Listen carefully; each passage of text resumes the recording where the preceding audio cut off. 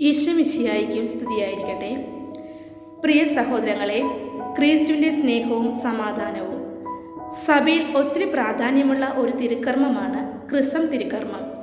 ഈ തിരുക്കർമ്മം വിശുദ്ധ വാരത്തിൽ, പ്രത്യേകിച്ച് പുണ്യ വ്യാഴാഴ്ചയ്ക്ക് മുമ്പായി ബിഷപ്പ് ആചരിക്കുന്ന വിശേഷമായ ഒരു കുർബാനയാണ്. ക്രിസം തിരുക്കർമ്മം എന്നത് ബിഷപ്പ് തൻ്റെ രൂപതയിലെ പുരോഹിതന്മാരോടൊപ്പം ചേർന്ന് വിശുദ്ധ കുർബാന അർപ്പിക്കുകയും വിശുദ്ധ എണ്ണകൾ ആശീർവദിക്കുകയും ചെയ്യുന്ന കർമ്മമാണ്. ഈ തിരുക്കർമ്മത്തിൽ 3 പ്രധാന എണ്ണകൾ ആശീർവദിക്കപ്പെടുന്നു.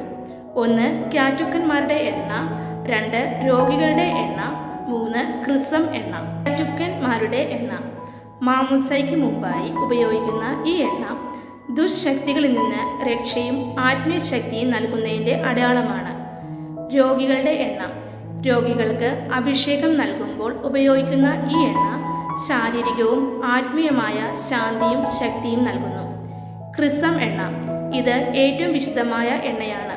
മാമോദിസ, സ്ഥൈര്യലേപനം, പുരോഹിത അഭിഷേകം എന്നിവയിൽ ഉപയോഗിക്കുന്നു. ക്രിസം കുർബാനയിൽ ഒരു പ്രധാന ഘടകമാണ് പുരോഹിതന്മാർ അവരുടെ വിശുദ്ധ സേവന വാഗ്ദാനങ്ങൾ പുതുക്കുന്നത്. വിശ്വാസത്തിൽ സ്ഥിരത പുലർത്താൻ, ജനങ്ങളെ ദൈവത്തിലേക്ക് നയിക്കാൻ, വിശുദ്ധ ജീവിതം നയിക്കാൻ.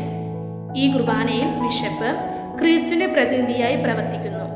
എണ്ണകൾ ആശീർവദിക്കുന്നു, പുരോഹിതന്മാരെ ഏകീകരിക്കുന്നു, വിശ്വാസികളെ ദൈവത്തിലേക്ക് അടുപ്പിക്കുന്നു.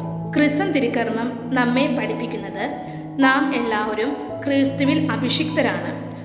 നമുക്ക് ഓരോരുത്തർക്കും ദൗത്യമുണ്ട്. ദൈവത്തിൻ്റെ സ്നേഹം ലോകത്തിലേക്ക് നൽകേണ്ടത് നമ്മുടെ ഉത്തരവാദിത്തമാണ്. നാം വിശുദ്ധ ജീവിതം നയിക്കണം, ദൈവത്തിൻ്റെ സാക്ഷികൾ ആകണം. നമുക്ക് പ്രാർത്ഥിക്കാം. കർത്താവെ, ഞങ്ങളെ അവിടുത്തെ സാക്ഷികളാക്കണമേ. ഞങ്ങളുടെ ജീവിതം വിശുദ്ധമാക്കണമേ. ആമേൻ.